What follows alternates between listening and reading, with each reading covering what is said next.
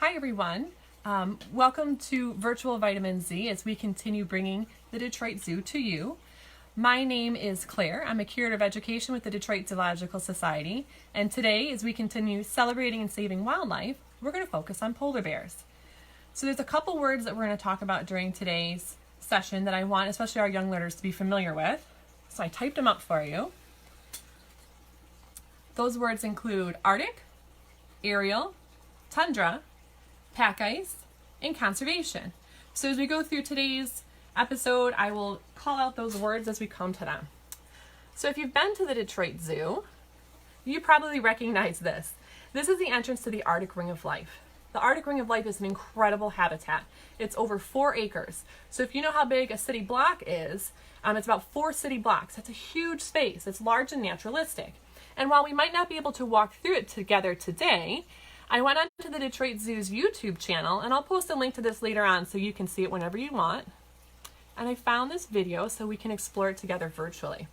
So this is a polar bear exploring the tundra side on a cold winter day a couple years ago. These are the Arctic fox that also live there. They have amazing adaptations, white fur in the winter and gray in the summer so they can blend in with their surroundings. Here's the seals. They're swimming in this open sea portion, this huge saltwater pool that they have a lot of room to go around and explore. And you can see the polar bears and the seals can see each other. There's a glass window between the 2 different pools, but they can't actually get to each other, which is a good thing because the polar bear would probably have that seal for lunch. Now, as you look at this polar bear swimming around, you can see a lot of incredible adaptations that allow it to live in the bitter cold of the Arctic. You can see these huge paws. They're good for swimming, and they're also completely covered with hair on the bottom, which helps keep them warm when they're out walking on the ice. And you can see all that hair and just how big they are. They're completely covered with fat and blubber, which helps keep them insulated and warm. You can also see they have really tiny ears. So when we go out in the winter, we might wear a hat to keep our ears and our heads protected because we lose a lot of heat out of our ears and the tops of our heads. But polar bears have those built-in adaptations so they don't. The habitat is also built on a hill in the middle of the zoo, so the polar bears have an excellent sense of smell, and they can smell everything that's going on around them, which is a really important thing for them to know what's happening in their space and around their space. And I also want you to check out this fur. This fur is another really cool adaptation. So again, I'll post a link to that so you can visit a virtual tour of the Arctic Ring of Life anytime you want. So I talked to you about their fur really quick, right? So they have all this blubber to keep them warm, and then each of their hairs is hollow, like a straw. And that provides an extra layer of air insulation around their whole bodies to help keep them warm, even in the bitter, bitter cold up in the Arctic. All right, so this is what the Arctic Ring of Life looks like from an aerial view. So we mentioned that word at the beginning, right? So if you were a bird or a plane and you were flying over the Arctic Ring of Life, this is what it would look like. And it looks pretty complicated, so let me walk you through it step by step. The first thing you're going to come to is the tundra. So you enter through, and if you follow this green path, all of this section is tundra. And you can see there's a divider down the middle. So if there's a polar bear on the pack ice side, they're completely separate from polar bears that are on the tundra side. So this is the summer part of the Arctic. So it gets a little warm. There's grasses, small trees, small shrubs. Nothing too big because the roots can't dig down underneath that permafrost, that layer of ice that's always there. And once you get through the tundra, you come to the open sea. So you're going to walk by the seals. You saw those swimming in the video that I shared at the very beginning. And you're going to walk down this really cool curvy path until you come to the incredible 70-foot polar passage where you can come nose to nose with a polar bear. And I have a tip for you. For the next time you come out to the zoo, if you're looking for the polar bears, head to the Arctic Ring of Life first. They're often more active in the morning, so you have a great chance of seeing them out and moving around. And as you can see, it's a huge habitat, so they have a lot of different places they can choose to be. So make sure you come out early so you can get a great chance of seeing them. So after you leave the polar passage, you're going to walk out onto the pack ice. And that's what I've highlighted in this white squiggly line. And that's what's on this side. So all that white isn't actual ice, but it's kind of like pretend ice. And some of it actually has cold water pipes that run underneath it, so the polar bears can have a place to chill out even on a warm summer day. That's some chilling out on the pack ice. So there are 3 different polar bears that live at the Detroit Zoo.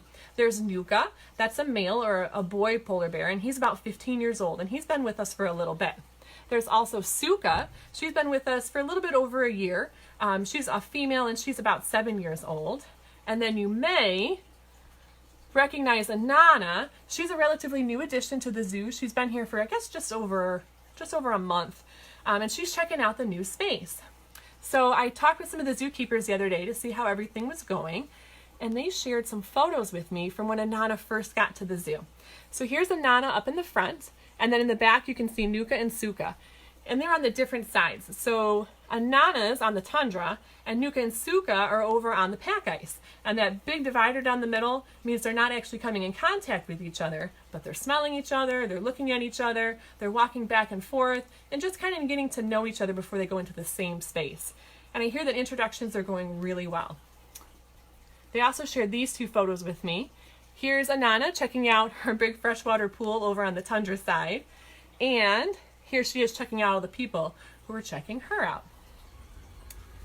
So not only do we take great care of the polar bears that live at the Detroit Zoo, but our team helps with some really important conservation work too. And let me pull out my globe so I can show you where that is. Here's Michigan, and we're going to travel all the way across the United States up here to the very top of Alaska. And this is up by the Arctic Circle, and we talked about that at the beginning, right? The Arctic Circle is up near the North Pole on the top of the Earth. Down on the bottom of the Earth is the South Pole, or Antarctica.